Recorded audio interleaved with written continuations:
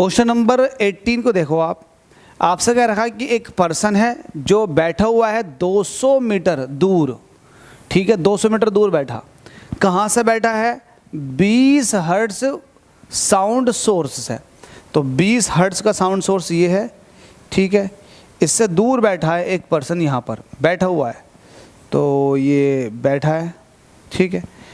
अब जाहिर सी बात है यहाँ से साउंड जाएगी कंप्रेशन में और रेयरफैक्शन में। तो कंप्रेशन ये दिखा दिया आपने, फिर रेयरफैक्शन, फिर कंप्रेशन, फिर रेयरफैक्शन, फिर कंप्रेशन, फिर रेयरफैक्शन, फिर कंप्रेशन, फिर रेयरफैक्शन।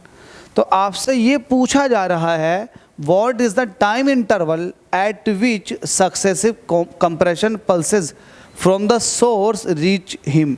अब इसके पास 2 सक्सेसिव कंप्रेशन पल्स पहुंचनी चाहिए, तो उसके बीच में कितना टाइम लगेगा। आप ऐसा समझो कि आप बैठे हो, आपके पास अभी एक एक कंप्रेशन वाली पल्स निकल गई, फिर दोबारा से कंप्रेशन वाली पल्स आ गई, तो इसको बोलते हैं 2 सक्सेसिव कंप्रेशन पल्स।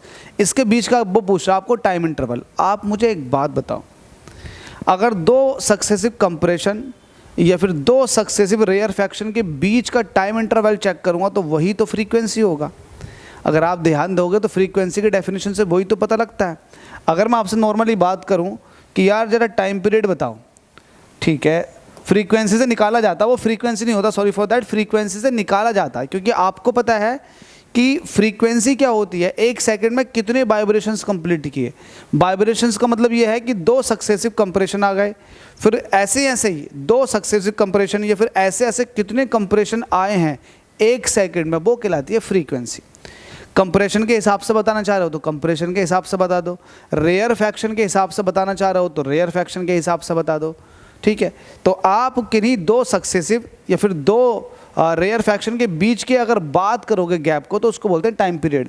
देखो टाइम पीरियड, ये जो मैं पूछ रहा हूँ ना, बिल्कुल टाइम पीरियड की बात जो कर रहा हूँ, देखो यहाँ पर कंप्रेशन है, ये भी कंप्रेशन है, तो 2 कंप्रेशन के बीच का जो टाइम होता है उसको बोलते हैं टाइम पीरियड। आप इसको ऐसे ही समझिएगा कि वेव इस तरह से मूव कर रही है, तो एक राउंड कंप्लीट करने में वेव को टाइम जो लगता है उसको बोलते हैं टाइम पीरियड। ऐसे ही अगला राउंड कंप्लीट करने में भी एक टाइम पीरियड के बराबर टाइम लगेगा, अगला राउंड कंप्लीट करने में भी। तो ऐसे ही 2 सक्सेसिव कंप्रेशन ये फिर 2 सक्सेसिव रेयर फैक्शन के बीच का जो टाइम होता है उसको टाइम पीरियड कहा जाता है। जैसे कि ये पीक पॉइंट पर पार्टिकल्स हैं, इनके बीच में जो टाइम होगा, मतलब 2 सक्सेसिव क्रस्ट के बीच का जो टाइम होता है उसको टाइम पीरियड बोलते हैं। 2 सक्सेसिव ट्रफ के बीच का जो टाइम होता है उसको टाइम पीरियड बोलते हैं। तो टाइम पीरियड क्या है? सेम लोकेशन पर जो पार्टिकल्स मौजूद हैं उनके बीच में जो टाइम है ना, उनको एक दूसरे के बीच का जो टाइम है, एक तो होता है गैप, उन दोनों के बीच का गैप कहलाता है वेवलेंथ, और उन दोनों के बीच के गैप को बनने में जो टाइम लगा उसको टाइम पीरियड बोलते हैं। मुझे लगता है कि काफ़ी हद तक मैं बोल लिया इस पॉइंट पे। तो यहाँ पर आपसे कह रहा है कि भाई 20 हर्ट्ज जो है ये फ्रीक्वेंसी है। क्या है ये? फ्रीक्वेंसी। तो 20 हर्ट्ज फ्रीक्वेंसी का मतलब ये है कि 1 सेकंड में 20 लूप्स कंप्लीट करेगी, 20 लूप्स कंप्लीट करेगी, 20 रेयर फैक्शंस आएंगे। अब आप 20 रेयर फैक्शंस का 20 सक्सेसिव रेयर फैक्शंस आएंगे। अब आप इसके हिसाब से बताओ कि तेरा टाइम पीरियड कितना होगा। तो टाइम पीरियड क्या होता है? फ्रीक्वेंसी का रेसिप्रोकल। आप फ्रीक्वेंसी का रेसिप्रोकल निकालोगे तो वैल्यू आ जाएगी 0.05।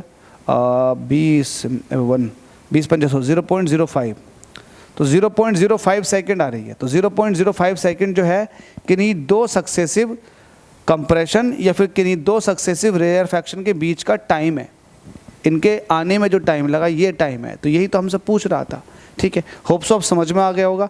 आपसे सक्सेसिव रेयर फैक्शन का पूछता तो भी यही होता, सक्सेसिव कंप्रेशन का पूछा तो भी यही है, ठीक है। तो आप समझ लीजिएगा, आपको क्या करना है? टाइम पीरियड निकालना। तो टाइम पीरियड आपने निकाल लिया, 0.05 सेकेंड आ चुका है। चलिएगा अगले क्वेश्चन में मुलाकात करते हैं। Thank you.